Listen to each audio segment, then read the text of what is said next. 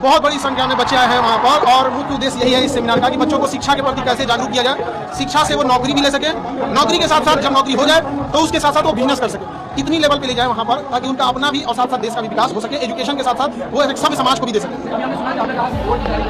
इस बार हम बोर्ड वाले बच्चों को ही पढ़ाएंगे। रीजन क्या है कि हम लोग जब उन लोग बच्चों को पढ़ाने आते थे हायर एजुकेशन में तो उनका बेसिक्स बहुत कमजोर होता था, तो इस बार बोर्ड के बच्चों को हम खुद पढ़ाएंगे ताकि उनको बोर्ड वाला जो बेसिक चीजें साइंस और सोशल साइंस में बेसिक चीजें दूर हो जाएं और वो फर्स्ट अटेम्प्ट में निकाल सके। एक ट्रेंड बनते जा रहा था कि बड़े एग्जाम को बच्चे 4 अटेम्प्ट 5 अटेम्प्ट में निकाल लेते, उसका बड़ा रीजन था कि बोर्ड वाला जो बेसिक पढ़ाई थी वो कमजोर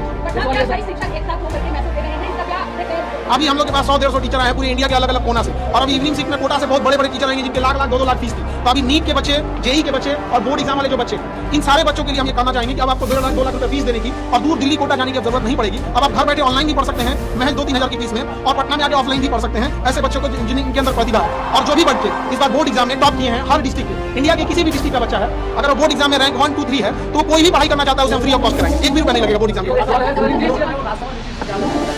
अब उन लोग अभी हम लोग के स्टूडेंट लिस्ट में है, पॉलिटिकल लोग उन लोग को क्या डिसीजन ले रहे हैं वो लोग बता पाएंगे।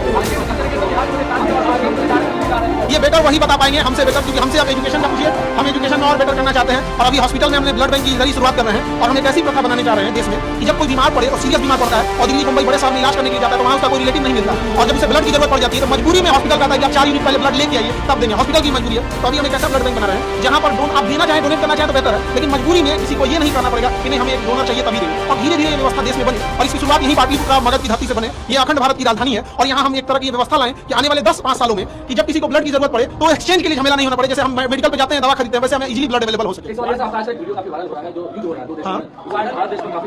देखिए ये हम लोग ने ट्रंप जैसे इंसान को बंदर के हाथ में अस्तूरा पकड़ा दिए हैं, ये कुछ भी कर देगा। और हमारे जैसा गुट निरपेक्ष देश जो शांति का प्रतीक है, जहां हम युद्ध नहीं बुद्ध को पढ़ाते हैं, हमारे जैसे देश को लोगों को समन्वय बनाना बड़ा कठिन हो जाता है कि एक ओर जहां अमेरिका और इजराइल और यूरोपीय खड़े हैं, दूसरी ओर हम अपने एनर्जी सुरक्षा के लिए ईरान जैसे पुराने साथी के ऊपर रहना पड़ता है। तो हमें पूरा बैलेंस लेकर चलना पड़ता है। अमेरिका के हट धर्मिता के चक्कर में हम अपने रूस जैसे पुराने साथी से भी हम दूरी बनाते जा रहे हैं। ये भारत की कूटनीति पर एक बहुत बुरा दबाव पड़ रहा है।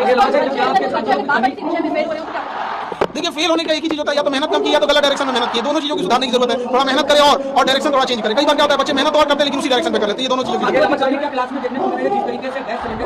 अभी कुछ खास उतना कमी देखने को नहीं मिली, लेकिन छात्रों के ऊपर मुसीबत थोड़ा सा देखना पड़ रहा है जब प्राइस महंगी हो गई है, एलपीजी महंगा हो गया, होटल्स के खाने महंगे हो गए। तो अभी इस बात जो मिडिल क्लास बच्चे हैं उनके लिए अगर 200-300 जो चीजें भी महंगी हो जाती है तो उनके ऊपर बहुत बड़ा बर्डन आ जाता है। कोई सरकार हो उसे सबसे जरूरी होनी चाहिए कि पब्लिक की चीजों को ध्यान से रखे।